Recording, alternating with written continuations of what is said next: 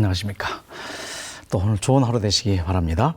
제가 일하는 여수병원은 항상 이 밝은 분위기 속에서 우리 환우들이 투병하게 합니다. 밝은 분위기.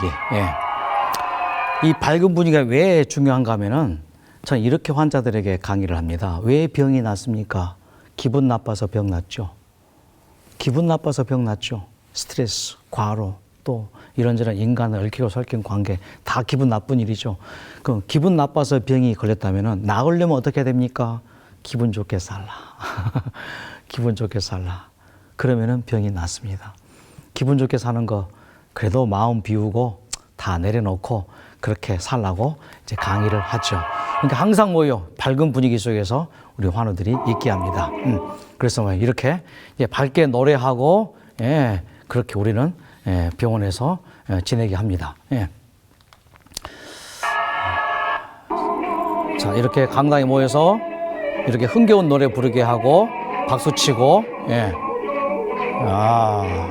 이렇게 지내게 합니다. 그래서 환자들이 얼마나 좋아하는지 기분 좋아하고 행복해 합니다. 자, 매일경제 인터넷 뉴스판을 좀 가져왔습니다. 2018년 12월 27일인데 암 환자 3명 중 2명 5년 이상 산다. 상대 생존율 70% 돌파. 와. 그러니까 암 환자가 뭐요? 3명 중 2명이 5년 이상 살면서 생존율이 몇 프로라고요? 70%예요. 자, MBC 뉴스에서는 이런 뉴스가 났었습니다. 자, 여기 2018년 12월 26일입니다. 잘 들어보세요. 하지만 생존율을 보면 암은 더 이상 불치병이 아닙니다. 예. 최근 5년간 발생한 암 환자의 5년 상대 생존율은 70%를 넘었습니다. 70%. 암에 안 걸린 사람 10명이 5년 넘게 잘 들어보세요. 산다고 했을 때 암 환자는 7년 넘게 5년 이상 산다는 얘기입니다. 이해되십니까? 애매하죠. 최근 5년간 발생한 암 환자 상대 생존율은 70%를 넘었죠. 자, 그런데 그 다음 멘트에 암에 안 걸린 사람 10명이 5년 넘게 산다고 했을 때 생존율을 내는데 뭘 지금 언급하고 있어요? 암에 안 걸린 사람 이 10명이 5년 넘게 산다고 했을 때 암 환자는 7년 넘게 5년 이상 산다는 얘기입니다. 이해되세요? 이해되세요? 애매하죠? 뭔가 시원치 않죠? 어때요? 암에 걸린 사람 10명이 5년 넘게 산다고 했을 때, 암 환자는 7년 넘게 5년 이상 산다는 얘기입니다. 이게 무슨 말이에요? 잘 이해가 안 되죠? 제가 이해시켜 드릴게요. 이 자료는 어디서 근거하는가? 미국의 국립보건원이 있습니다. 이 국립보건원에서 미국 암 생존자 통계를 냅니다. 통계를 내는 방법은 2가지입니다. 자, 미국 국립보건원에서 미국의 유방암 걸린 사람 중에서 생존율을 89.7%, 90%로 봤어요. 90% 육박하죠? 그러면서 통계를 내는데 비교 생존율이 있고 상대 생존율이 있습니다. 자, 비교 생존율이 뭔가? 비교 생존율은 같은 유방암 걸린 사람 중에서 살아있는 사람. 그럼 뭐예요? 상대 생존율이 뭐예요? 상대 생존율은 누구예요? 같은 나이대, 유방암 걸린 같은 나이대에 있는 사람인데 교통사고 당한 사람. 지금 교통사고 당해서 터진 사람하고 뭐예요? 비교했을 때의 상대 생존율. 심장마비가 딱 왔습니다. 심장마비 온 사람하고 상대 생존율을 말하는 거예요. 마땅해요, 안 마땅해요? 뭔가 좀 이상하죠? 그게 89.7%. 유방암 걸린 사람 중에서 생존자는 실제 29%예요. 그럼 왜 이런 일을 할까요? 왜 이런 통계를 낼까요? 그 상대 생존율을 정리하면 이렇습니다. 5년 상대 생존율은 암 발생자가 교통사고나 심혈관, 뇌혈관 질환 등 암 이외의 원인으로 사망할 가능성을 보정해서 추정한 5년 이상 생존 확률로 암 환자 5년 관찰 생존율을 일반 인구의 5년 기대 생존율로 나누어서 계산한다. 쉽게 말해서 뭐예요? 암 걸린 사람 중에서 산 사람을 계산하는 게 아니고 암 걸린 사람과 암 안 걸려서 산 사람, 교통사고를 당했든지 심장마비를 당했든지 기타 사고를 당했든지 그 사람하고 비교했을 때 유방암 생존자가 이렇다 말해요. 그럼 교통사고 당해서 머리 깨지고 다 온몸이 깨진 사람하고 비교한 거예요. 그럼 누가 더 많이 살 수 있어요? 유방암으로 많이 살 수 있죠. 그 통계를 내는 거예요. 그 통계를. 자, 그래서 자, 모든 한국에 이제 신문 보면은요, 다 이 말을 씁니다. 상대 생존율. 상대 생존율. 지금 국가암정보센터 사이트에 가보니까 다 뭐예요? 상대 생존율. 다 상대 생존율을 씁니다. 상대 생존율. 자, 이 상대 생존율을 봤을 때 한국이 미국을 추월했습니다. 자, 위암 환자 한국 다 미국을 지금 이게 추월했습니다. 상대 생존율. 그러면서 뭐요? 다 상대 생존율을 쓰죠. 자, 보건복지부 발표한 상대 생존율이 이렇게 높습니다. 자, 그럼 실제 보면은요. 자, 이게 이제 보건에서 발표한 자료인데, 자, 한국의 실제 상대 생존율은 몇 프로인가? 상대 생존율과 비교 생존율입니다. 비교 생존율, 실제로 암 걸린 사람 중에서 회복된 사람, 암 환자와 다른 질병으로 죽은 사람과 비교했을 때 상대 생존율 한국은 80%예요. 현재 이 통계만 비교했을 때. 비교 생존율 몇 프로인가요? 약 24%입니다. 그래서 제가 이거를 뺀 거예요, 0을 포함시키면 12%밖에 안 돼요. 이게 5년 동안에 살아있는 한국의 암 환자가 몇 프로밖에 안 돼요? 실제로 24%잖아요. 23%, 4%예요. 그럼 왜 이런 통계를 내는가요? 왜? 자, 그 이유를 좀 이따 설명드릴게요. 10년 동안 저희 병원에 입원한 암 환자 순위가 이렇게 됐습니다. 유방암 환자가 제일 많아요. 유방암, 위암, 간암, 직장암, 폐암 등등 이렇게 쭉 되어지는데 한번 비교해 봤습니다. 연세의료원 암센터에서 발표한 자료입니다. 자, 1기 생존율이 90%, 2기 83%, 3기 61%, 4기 38%. 그럼 우리 여수요양병원의 말기 암 환자의 생존율이 몇 프로인가? 이게 36%인데 우리 병원은 이게 나오더라고요. 38%. 굉장한 겁니다. 또 위암 환자의 경우에 말기암 환자가 5.5%, 5.5%인데 우리 병원에 입원한 환자들은 31%까지 나왔어요. 굉장한 생존율이죠. 간암 환자의 경우에 말기 환자가 4.3% 생존율인데 우리 병원에서는 17%가 나왔어요. 이거는 엄청난 숫자입니다.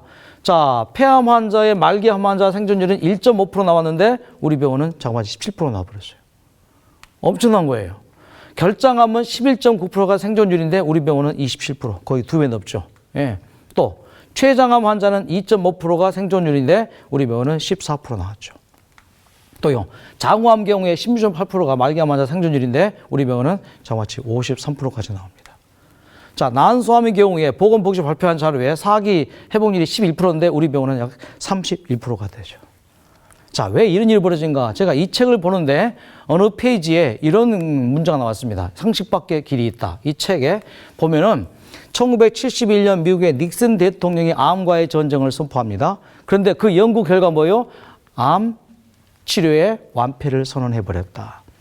그리고 몇십 년 지난 다음에 미국 이 의료 당국에서 이렇게 자료를 발표합니다. 여러 가지 채소를 골고루 먹어야 된다. 그러면서 36가지 항암 식품인 것들을 쭉 발표합니다. 이게 뭐예요? 다 연관이 있죠. 자, 실제로 뭐예요? 비교 생존율 29%인데 상대 생존율 89.7%로 내는 이유가 뭐예요? 과장 광고죠. 왜 과장 광고인가요? 자, 여러분, 의료 산업입니다. 뭐요? 장사예요. 장사를 하면 어떤 일을 많이 해야 됩니까? 세일을 많이 해야 돼요. 그래서 이 병원과 제약회사, 어때요? 제약회사 새로운 항암제를 만들어서 병원에 납품을 하죠. 그럼 병원이 뭐요? 돈 벌죠. 제약회사 돈 벌죠. 무슨 발표를 하면은 유방암 생존율이 이렇게 높습니다. 그럼 뭐요? 수많은 환자들이 뭐요? 병원에 가죠. 그래서 의료기업 회사하고 뭐요? 바이오 벤처기업 회사가 뭐예요? 한국의 5년 암 생존율이 76% 나왔습니다. 미국은 뭐요? 자, 이런 자료를 보고 뭐요? 암 환자들이 뭐요? 의심 없이 병원에 가서 자기 몸을 맡기면은 병원과 제약회사 어떻게 돼요? 수익이 창출되어지죠. 실제로 저겁니다. 5년 내에 한국의 암 환자 몇 프로가 죽는 거예요? 76%가 죽어요. 5년 내에. 그리고 뭐예요? 또 미국은 이렇게 72%가 세상을 떠납니다. 이게 다 상대 생존율과 뭐예요? 비교 생존율의 차이가 이렇게 나는 거예요. 자, 한 예를 들죠. 의사들이 2015년인가요? 양심 선언을 했습니다. 왜 양심 선언을 했는가? 이것 때문입니다. 자, 갑자기 갑상선 암 발병률이 쭉 급증합니다. 그러더니 2013년에는 갑상선 암이 여성암 제1위가 됐어요. 도대체 왜 이런 일이 벌어지는가라고 이제 연구를 해보니까, 이런 일이 벌어집니다. 자, 어떤 일이 벌어졌는가? 갑상선 암 환자가 이렇게 한국에서 여자들이 급증하는 이유가 바로 이겁니다. 왜 그런가? 갑상선 암이 자, 급증한 자료입니다. 자, 몇 배예요? 세계 평균의 10배. 이전보다 30배 증가되어집니다. 자, 아무 증상 없는데 의사들의 권유로 검진했다가 갑상선 암을 판정받는 경우들이 많은데 왜 세계에서 유독 한국만 갑상선 암 환자가 비정상적으로 급증하는가? 왜 급증하는가? 설명되지 않는 현상이에요. 식생활이 잘못되었나? 여자들이 화병이 있어서 그런가? 라고 조사를 해봤더니 그 증가의 이유가 밝혀졌습니다. 왜 그런가? 우리나라 초대형 병원들에서 초고가 갑상선암 초음파 진단기를 경쟁적으로 도입합니다. 이거는요, 수백만 원짜리예요. 수백억짜리예요. 그러니까 뭐예요? 투자했으니까 뭐 해야 돼요? 뽑아내야죠. 그러니까 뭐예요? 투자비를 해소하기 위해서 갑상선 초음파 검사를 뭐예요? 막 합니다. 그래서 뭐예요? 갑상선 암이 발병이 급증한 거라는 거죠. 자, 그래서 가장 많은 갑상선 암 이제 발병이 됐는데 이런 현상을 보다 못한 양심적인 암 전문의들이 득보다 해가 많은 갑상선 암 검진을 중단하면서 국민건강보험공단 앞에서 뭐 기자회견을 해버린 거죠. 미국 예방서비스위원회에서는 이미 갑상선 암을 A, B, C, D 등급으로 분류했어요. D 등급은 뭐예요? 생명에 아무 지장이 없는. 그런데 한국은 뭐예요? 갑상선 그 초음파 진단기를 뭐예요? 이게 뭐라고요? 불안 마케팅. 뭐요? 이익을 창출하기 위해서. 그럼 국민일보 2014년 인터넷판에도 뭐예요? 착한 암이다. 그러면서 전문가들은 2012년 갑상선암 수술 4만 건 대부분이 불필요한 수술이라고 판단한다. 수술비 낭비만 뭐요? 860억. 뭐예요? 이게 되는 것입니다. 자, 제가 이분을 참 존경하고 좋아하는데 저도 이분의 경우 좀 보십시오. 저도 당뇨가 당뇨병이 있습니다. 있고 저도 고혈압이 있습니다. 고혈압이 있습니다. 저도 당뇨약을 먹어야 되고 고혈압을 먹어야 되는데 제가 저 자신한테 처방을 하려고 펜을 드니까 처방을 못 하겠더라고요. 이 약은 이런 부작, 저 약은 저런 부작, 이 약은 몸에 들어가면 이런 짓을 하고, 저 약은 몸에 들어가면 이런 짓을 하고, 다 독이라, 독작이에요. 그 합병증, 그 대가가 무엇이냐, 그것이 너무 무섭기 때문에 약 때문에 오는 부작용의 비임은 체발 피다. 이렇게 판단했을 때 약을 우리가 쓰는 것이지. 비약물요법이 있으면 비약물요법. 우선적으로는 비약물요법을 자, 굉장히 중요한 말을 합니다. 자, 약보다도 뭐요? 할 수만 있으면 뭘 하라고요? EBS 명의에 나온 이 장면인데 비약물요법을 하라. 그러다 제가 이제 한 10년 전에 이분을 알게 됐는데 가정의학 전문의인데 이분이 직장암 3기 진단을 받습니다. 근데 이분은 수술만 하고 지리산 깊은 한 마을로 들어갑니다. 그래서 항암 치료 대신에 산속 마을 생활을 합니다. 그때 주변의 사람들이 막 비난했습니다. 그러지 말라고 말렸습니다. 의사가 쓸데없는 고집을 피운다면서 화내는 사람도 있었고 한 번만 더 생각해보라면서 애원하는 사람도 있었고 자, 마음이 안 좋죠, 당연히. 잘 가라고 후원해주면 또 모를까. 주변에서 가족들이 그러니까. 아무리 따져봐도 항암 치료는 큰 도움이 될 것 같지 않았다. 자, 암이 걸리면은 어떤 부류의 사람들이 제일로 암이 회복이 안 되고요, 안 낫게요? 의사들이에요. 왜? 그건 알고 있으니까. 자, 서로 항암 치료로 몇 개월 더 산다 해도 치료 과정이 고통과 삶의 질 저하를 어떻게 보상을 바꿀 것인가? 항암제가 자연 수명을 단축시키는 경우도 있다지 않는가? 무절제한 생활 습관 때문에 생긴 암이니 생활 습관부터 바로 잡아야겠다는 생각이 앞섰다. 자, 굉장히 현명하죠. 자, 생활 습관 때문에 병이 났으니 그러면서 그러니까 1998년 5월에 진료를 마치고 항상 그랬습니다. 거의 대부분 새벽까지 술을 마시는 일을 좋아했고 술과 고기와 튀긴 음식을 좋아했다. 그래서 몸무게가 뭐요? 100kg까지 나왔다는 거예요. 설사가 멈추지 않아 동네 병원을 거쳐서 모교 연세대교 세브란스 병원에 가서 진단을 받았는데 자, 그리어 이렇게 됩니다. 다른 장기도 퍼지 않았으니까는 수가 항암 치료를 받으면 될 것 같다고 이제 진단을 받습니다. 그래서 1998년 6월에 이제 수술을 받죠. 수술을 받고 어떻게 해요? 야, 그는 항암 치료 포기하고 이제 산으로 갔습니다. 자, 스스로 생각해 뭐요? 암은 환경 때문이다. 오염된 음식과 공기와 정신도 암을 유발한다고 생각했습니다. 공해 없는 자연 속에서 몸과 마음의 흐트러짐을 바로잡고 자연이 선사한 좋은 먹거리를 섭취하면 면역력이 되살아나 암을 물리칠 수 있을 것 같았습니다. 그래서 항암 치료도 거부하고 지산 가장 깊은 논실 마을로 들어가서 빈집을 수리하고 텃밭을 일구면서 그렇게 살기를 시작했습니다. 자, 불안감이 밀려왔습니다. 항암 치료 받으면 나을 텐데 쓸데없는 짓 하다가 죽는 건 아닐까라는 회의감이 들 때 있었습니다. 자, 그때마다 아니야, 내가 선택한 이 방법이 옳은 방법이야 하면서 스스로를 이제 타일렀고요. 자, 면역력 증강을 위해서 이제 긍정적인 생각을 하면서 죽음이 떠오를 때마다 큰 소리로 노래를 부릅니다. 노래야말로 긍정의 힘을 온몸 세포로 전달하는 효과적인 수단. 음악 치료한 거죠. 좋아하는 노래 막 불렀습니다. 자, 자연은 자기 품을 아는 나를 풍성함으로 보답했다. 텃밭 두 고랑만 파종해도 다 먹기 힘들 만큼 소출이 풍성했다. 산에는 취나물, 참나물 같은 무공의 먹거리들이 널려 있었다.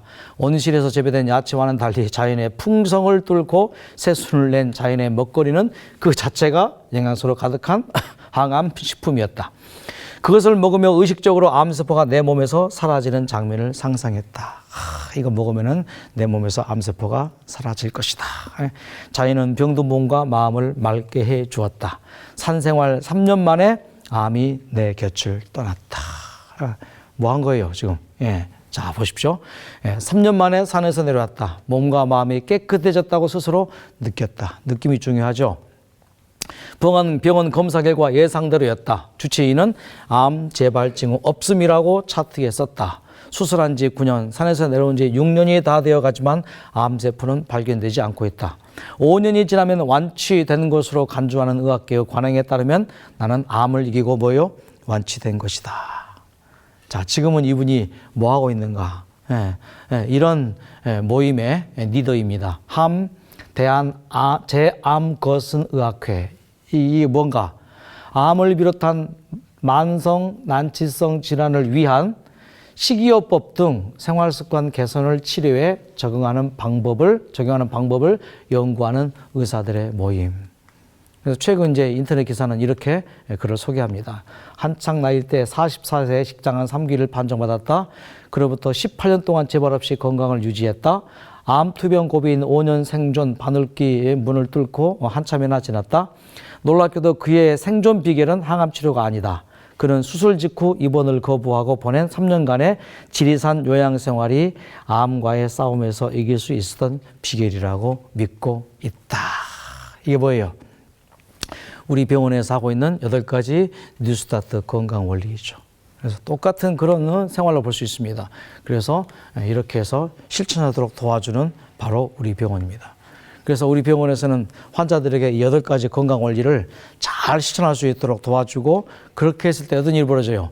우리 몸 자체에 이런 치료력, 면역력이 극대화되어서 그렇게 회복이 되는 것들을 보게 됩니다. 결국은 뭐예요? 치료력 증강, 면역력 증강이에요. 자, 이런 생활을 했을 때 우리 몸에서 어떤 일이 벌어지는가? 이게 NK셀입니다. 이게 암세포입니다. 자, 이런 뉴스타트 생활을 했을 때, 산 생활을 했을 때 이 NK셀이 뭐예요?